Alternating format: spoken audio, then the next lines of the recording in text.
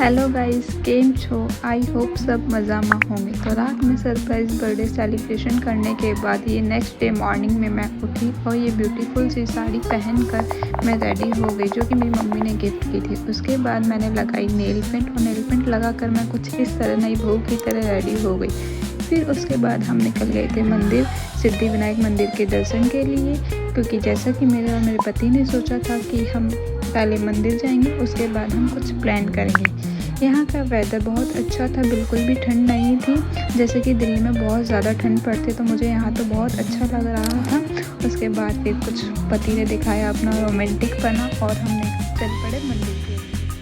फिर हम पहुँच गए Siddhivinayak temple, which is the largest temple of the Asia, जो कि बहुत सुंदर है और यहाँ मैं काफ़ी बार आ चुकी हूँ। काफ़ी अच्छा फील होता है। उसके बाद हमने लिया प्रसाद और हम प्रसाद लेने के बाद चले गए मंदिर में दर्शन के लिए ऊपर की तरफ। उसके बाद हमने किए भगवान जी के दर्शन और फिर हम थोड़ी देर के लिए वहाँ बैठ गए थे। उसके बाद पति देव ने किया मेरा फ़ोटो शूट और उसके बाद फिर हम निकल गए थे दूसरे मंदिर के लिए, हनुमान जी मंदिर। और उस दिन फिर मैं अपने आप को कुछ ज़्यादा ही सुंदर लग रही थी, तो मैंने ली कुछ वीडियोस एंड फोटोज़। उसके बाद हम पहुंच गए हनुमान मंदिर एंड फिर हमने प्रसाद लिया और पति देव ने प्रसाद में से एक फूल मुझे दिया।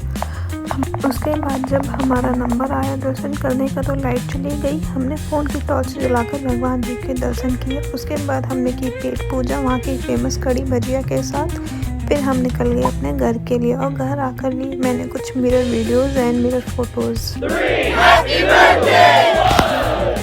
फिर हमने किया बर्थडे सेलिब्रेशन हमारी फैमिली के साथ। और फिर यहाँ पे मैंने दो केक कट किए थे। एक केक मेरे मायके की फैमिली की तरफ से था और एक केक मेरे देवर जी लेकर आए थे। यहाँ मैं खुद को विश कर रही थी तो सब लोग हंस रहे थे।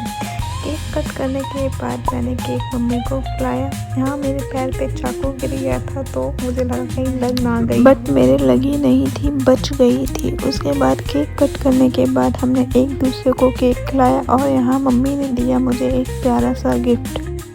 फिर उसके बाद बारी आई मेरे देवर जी के केक खिलाने की।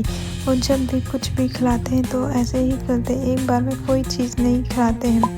उसके बाद उन्होंने मुझे केक खिलाया और मैंने उन्हें केक खिलाया।